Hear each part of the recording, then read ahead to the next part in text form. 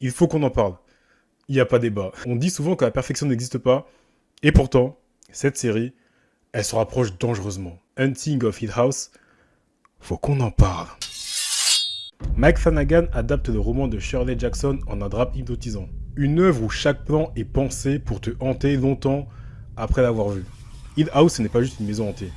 Non, c'est une malédiction, une cicatrice, une blessure qui suit chaque membre de la famille Crane du passé au présent, à travers un montage qui alterne entre souvenirs, mensonges et révélations dévastatrices. La réalisation est somptueuse, entre des lumières suffocantes, des corridors qui semblent respirer, un silence qui hurle, et surtout, cette tension permanente, celle qui te donne des sueurs froides sans même qu'un jumpscare apparaisse. Certaines scènes sont déroutantes, presque malsaines, elles te mettent mal à l'aise, d'autres sont juste terrifiantes, et pourtant, derrière la peur, il y a des thèmes forts. Le deuil, les fractures familiales, l'âge adulte, les rancœurs, tout traité avec une finesse et une subtilité rares. Et puis il y a le jeu, celui auquel les réalisateurs jouent avec nous. Un premier visionnage te hante, un deuxième te bouleverse, parce que tu réalises que certaines choses t'ont échappé. Des ombres dans le décor, des silhouettes immobiles, des visages à peine visibles. Autres que les apparitions évoquées dans la série, il y en a peut-être une dizaine d'autres disséminées un peu partout.